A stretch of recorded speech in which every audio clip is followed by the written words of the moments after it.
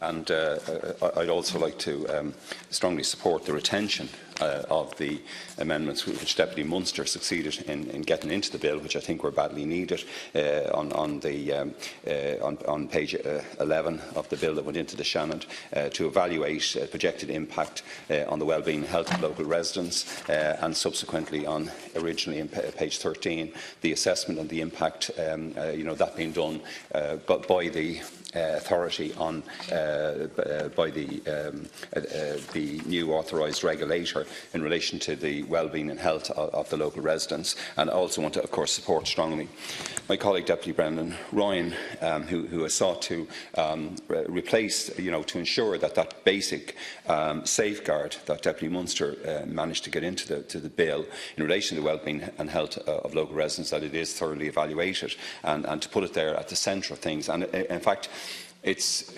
inconceivable, really, unconscionable. It's hard to believe that this minister has reneged on such, fundamental principles being applied to this bill. I also tried, as you know, in Amendment 3, I think it is, in the current set out of these amendments, to restore the principle of Deputy Daly's outstanding amendment, which she inserted into Part 4, and this House approved, of course, where we would ensure that average noise exposure is in accordance with WHO guidelines.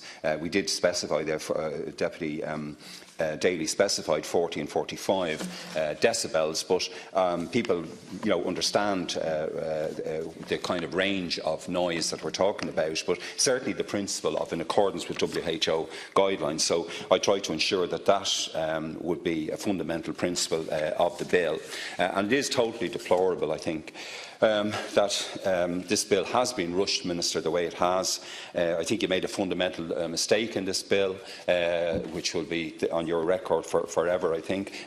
You picked the wrong regulator, and you rushed it through the Senate. You didn't give us much of a chance, in fact, to evaluate the removal of these important amendments, and again, many of our constituents find that that's totally despicable. We had hours and hours of debate on the amendment. We put forward, I think, some excellent amendments, and you have totally undone them in the Shannon through the Fianna Fáil Fine Gael coalition, the core government in this Dáil. And that's the reason I think we have to resubmit these amendments. And of course, we were most of all attempting to take account, I suppose, of the lives and the well-being of citizens affected by aircraft noise pollution. It is striking that noise, the whole regulation of noise, is still a very fundamental aspect of modern life. You might have seen yesterday, Minister, for example, I think it was a decision through the UK Supreme Court in relation to somebody's hearing being damaged by noise. In that case, it was a musician, but it seems to have been a landmark judgment in relation to that.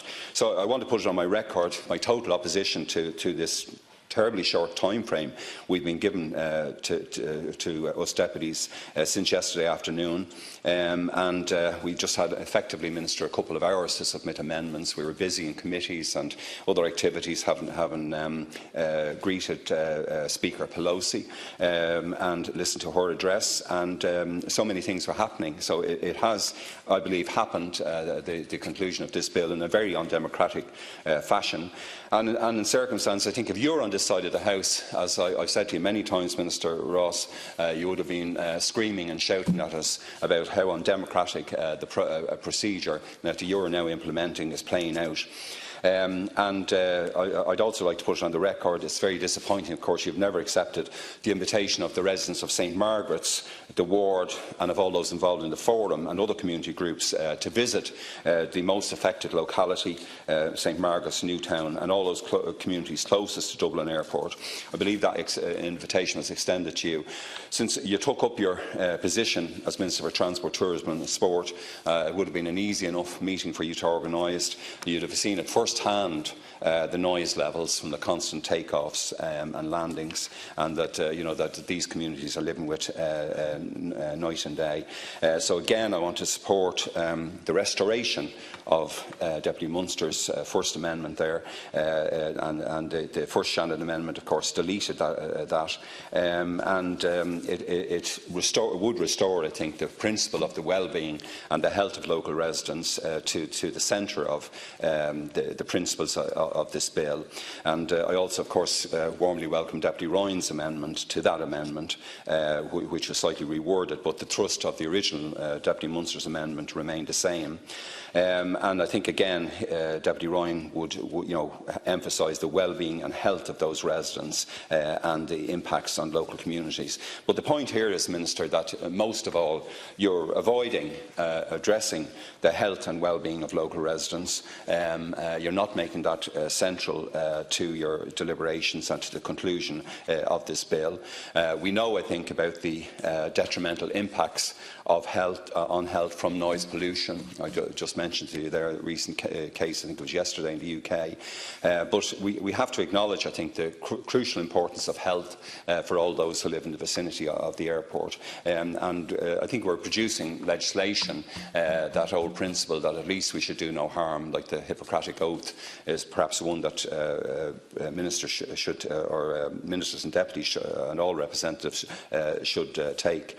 So the question is, Minister, why did you knowingly delete amendments about evaluating impacts on the health and well-being of citizens in Ireland from a piece of legislation in an area where we know there has been and will remain impacts on health and well-being? And again, a lot of people would be cynical, Minister. They think that if the airport was near your own constituency, you would, given your past track record, you would be taking a much different role in this regard.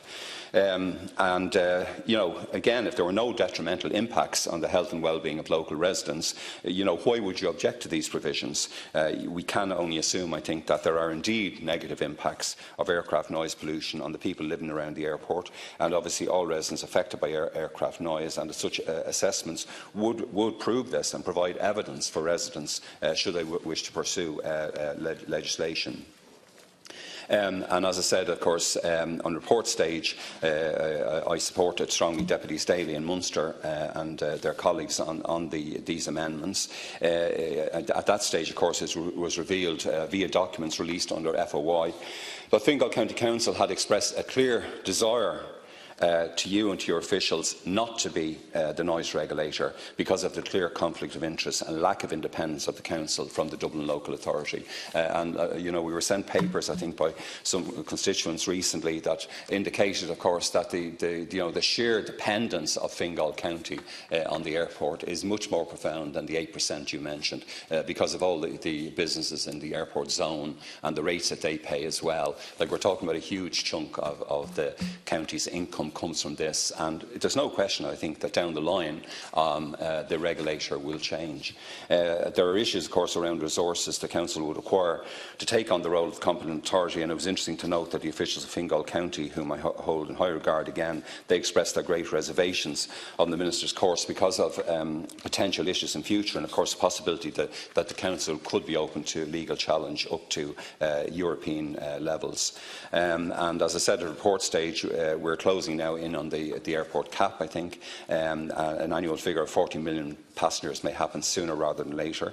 And as we know, in June 2016, the RPS Group produced an environmental impact statement scoping report on the North Runway proposal, and human health and the impact of aviation noise, as you know, was covered in Chapter 3.3 of that environmental impact statement scoping report, which noted that matters considered included the potential changes in concentration exposure to ground-borne emissions, airborne emissions, community disruption, and the potential for bad health outcomes. And it also, of course, lists annoyance, academic performance, sleep disturbance, risk of injury, and more. And I think I detailed from some documents I had with me at report stage the impact, the WHO says very severe impacts on health that can result from noise disturbance.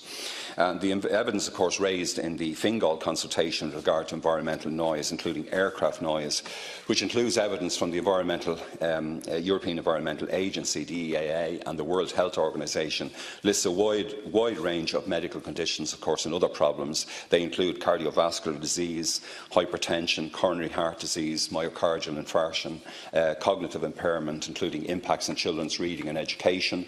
The deep impacts on sleep disturbance can have on people's daily lives, tinnitus, hearing loss, the sheer annoyance of being bothered by relentless aircraft noise, and the impacts on quality of life and well-being. For these reasons, of course, I had submitted an amendment at report stage for a longitudinal study over a number of years on the impact of noise on residents, and such a study should still be undertaken, I believe, Minister. You remember also the final amendment at report stage was Amendment 100. And Amendment 100, of course, was asking you even to have a 3-year review, which even refused that. And I think 26 of us supported the amendment in the end, but we were defeated by about 2 to 1.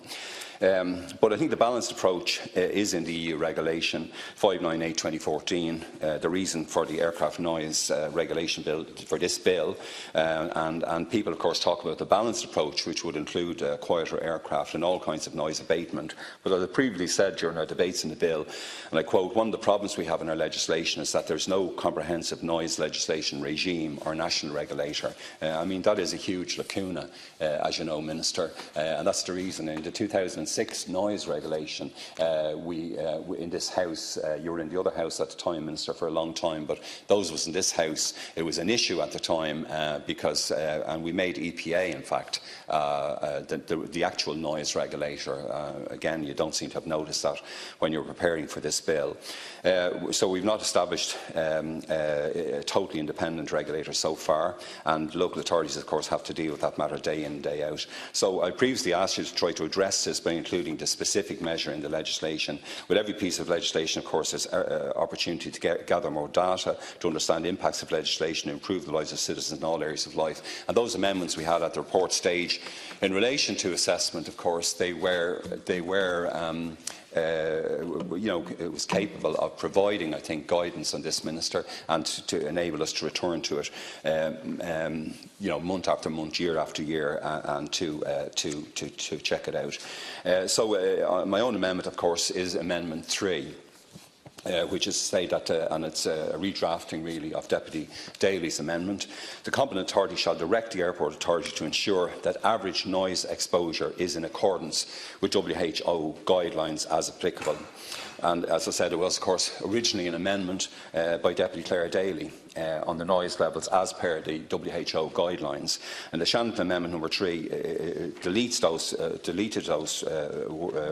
those lines, and of course, again, this unholy alliance between Fianna Fáil and Fine Gael abandoned, you know, all the population along the airport corridors in this regard when they supported you in the Shannon. We were, of course, delighted to have subsection 2, section 19, part 4 inserted into the original bill. And I understand that even residents, local community groups, of course, they do agree that, you know, having levels in the bill is difficult because, you know, if you specify very, very low levels, then it can make things, you know, could make things very hard to even operate in airports. So I think very sensibly, you know, they would say that it's not specifying the levels, but going with the WHO generally, with their general approach to noise levels, that is the best approach. And, Minister, that's why I'd urge you to accept this amendment in my own name, and Deputy Daly's amendment, effectively to accept it at this stage. I don't see why you wouldn't accept it, because WHO gives guidance on this for all airports, and perhaps that's something that you might be consider this afternoon, that Amendment 3, and indeed the other amendments as well, that you could accept them, and that we would put health at the forefront.